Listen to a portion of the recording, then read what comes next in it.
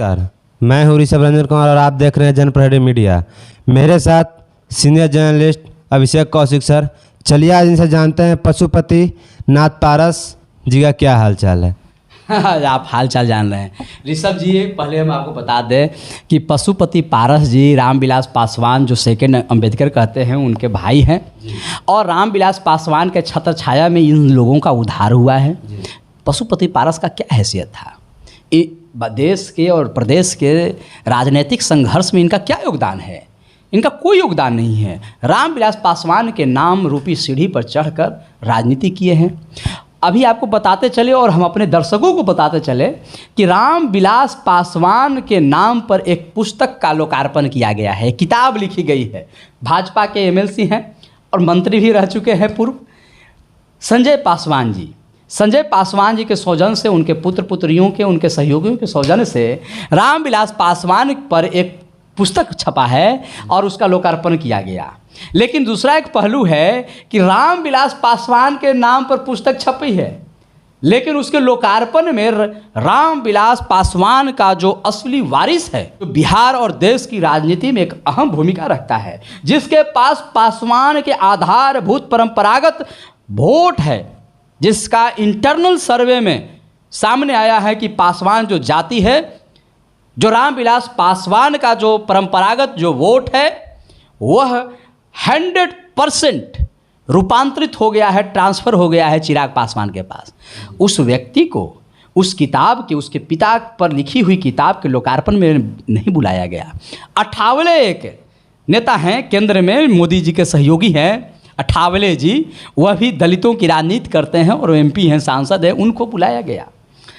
पासवान जो आप कह रहे हैं पशुपति पारस जी, यह हाजीपुर से ताल ठोके हुए हैं और चिराग पासवान भी एनडीए के बैठक में, जब बेंगलुरु में बैठक हो रहा था और वहाँ से India UPA as a India के रूप में आया और उधर एनडीए का गठन या एनडीए का बैठक हो रहा था दिल्ली में हमारे प्रधानमंत्री के नेतृत्व में, तो उसके बाद जब चिराग पासवान आते हैं और मीडिया के स्ट्रीम में जब इंटरव्यू करते हैं, मेन स्ट्रीम में या सोशल मीडिया में भी, तो चिराग पासवान से जब प्रश्न पूछा जाता है कि हाजीपुर से क्या होगा, आपके चाचा कह रहे हैं कि हाजीपुर का असली वारिस हम हैं, असली उत्तराधिकारी हम हैं, क्योंकि जीते जागते हमारे बड़े भाई, हमारे भगवान रामविलास पासवान ने जीते जागते हमको हाजीपुर से अपना उत्तराधिकारी बनाया है। यह पशुपति पारस जी कह रहे हैं। तो यह मीडिया वाला जब चिराग पासवान से बात को पूछता है तो चिराग पासवान कहता है या कहते हैं कि आप सबको हम एश्योर्ड कर रहे हैं, आप सब लोग आश्वस्त रहिए कि हाजीपुर से जब भी कोई चुनाव लड़ेगा तो लोक जनशक्ति रामविलास ही चुनाव लड़ेगी, यानी सीधे सीधे अपने चाचा को चुनौती दे रहे हैं। यह बात तो सही हो गई ना, यह बात तो क्लियर है ना कि भाजपा के साथ जब चिराग पासवान गए हैं तो इतना बात तय हो गई है। भाजपा ने एश्योर्ड कर दिया, भाजपा ने अपनी बात, भाजपा ने जो है से कि वादा कर दिया है चिराग पासवान के साथ कि हम आपको 6 लोकसभा का सीट दे रहे हैं और 1 राज्यसभा का सीट दे रहे हैं, और 6 में 2 जो लोकसभा का जो सीट है हाजीपुर और समस्तीपुर। हाजीपुर से वर्तमान सिटिंग एमपी पशुपति पारस वर्तमान समय में भारत सरकार के केंद्रीय मंत्री, और दूसरा उनका भतीजा प्रिंस राज हैं समस्तीपुर से।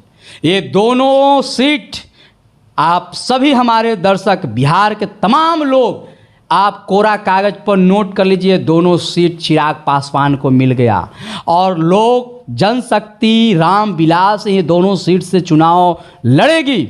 अब मैं आपको अगर दिमाग में कहे कि कौन लड़ेगा तो मैं बताता हूँ, हाजीपुर से चिराग पासवान और समस्तीपुर से प्रिंस पासवान के सीट से भी एक बड़ा उम्मीदवार चुनाव लड़ने वाला है। और ऐसा कि जदयू से ही आए हैं, ये हम पिछले वीडियो में भी बताए थे, इसका आप गेस करिएगा। प्रिंस पासवान जो है या प्रिंस राज जो हैं वो सदन शायद 2024 में नहीं जा पाएंगे। अब कहिए कि पशुपति, आपका प्रश्न है पशुपति पारस का क्या हाल है? हाल बहुत बेहाल है। इसलिए हाल बेहाल है कि पशुपति पारस जी बंगला को नस्ताबूद किए, पूरा झोपड़ी को उड़ा दिए, अपने परिवार को तोड़ दिए। पता है किसके कहने पर? यही नीतीश कुमार के कहने पर। और पशुपति पारस आज जो केंद्र में मंत्री बने हुए हैं, वो नीतीश कुमार का वीटो पावर लग गया था। उन्होंने कहा था कि जेडीयू से मंत्री बने या न बने, लेकिन पशुपति पारस को हमने यही कमिटमेंट किया था कि आप इस बंगला को उड़ा दीजिए, फूंक दीजिए, गंगा में इसको डुबा दीजिए, इसको जला दीजिए और अपने परिवार को बिखेर दीजिएगा, तो हम इनाम के रूप में आपको केंद्र में मंत्री बनाएंगे।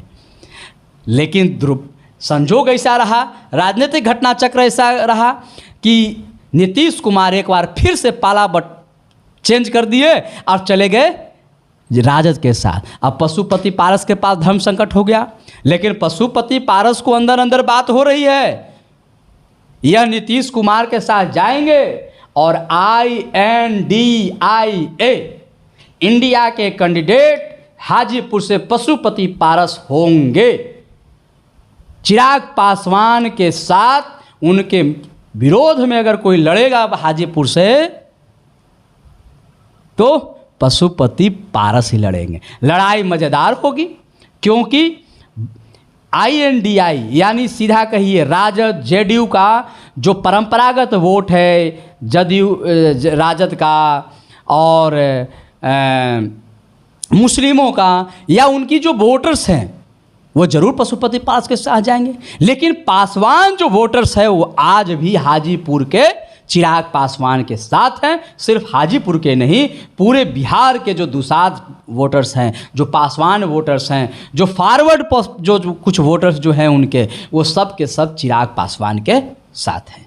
लेकिन हाजीपुर से दोनों चाचा भतीजा चुनाव लड़ेंगे ऋषभ जी, यह बात लगभग तय मानिए। हाँ, कहिएगा कि अभी NDA में है पशुपति, नहीं, शरीर है पशुपति। देख रहे हैं कि 2-4-8 महीना 7 महीना जितना देरी मंत्री बनल रहे ना, आज से अगर मुखर हो जाएंगे, विरोध करना शुरू कर देंगे तो मंत्रिमंडल से उनको हटना पड़ेगा। तो जे मलाई गप मारना है, 2-4-5 महीना मार रहे हैं, लेकिन इनका शरीर, पूरे शरीर जो है अभी NDA में है और आत्मा जो है वो चल आया INDI इंडिया। जी हाँ, वही इंडिया। हम प्रधानमंत्री की रूप में वो इंडियन मुजाहिदीन जो कह रहे हैं वो सब नहीं कहेंगे, ईस्ट इंडिया कंपनी भी नहीं कहेंगे। अभी जो विपक्ष ने अपना नामकरण, UPA का नामकरण जो नया किया है, INDIA इंडिया के उम्मीदवार पशुपति पारस हाजीपुर से हो सकते हैं, हो नहीं सकते हैं, 95% होंगे। यह बात अंदर अंदर लगभग तय हो चुकी है।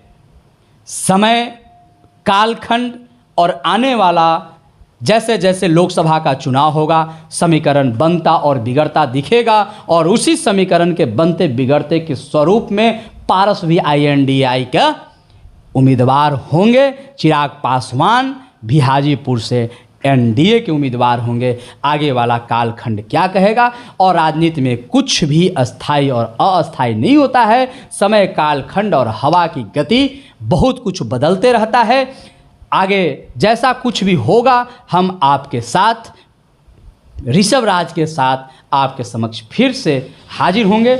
और हम ऋषभ राज के तरफ से आपसे आग्रह करेंगे कि यदि अभी तक आप हमारे चैनल जनप्रहरी मीडिया को सब्सक्राइब नहीं किया है तो आप सब्सक्राइब कर लीजिएगा और एक बार शेयर करिएगा, ताकि हमारे विचार जन जन तक पहुँचे।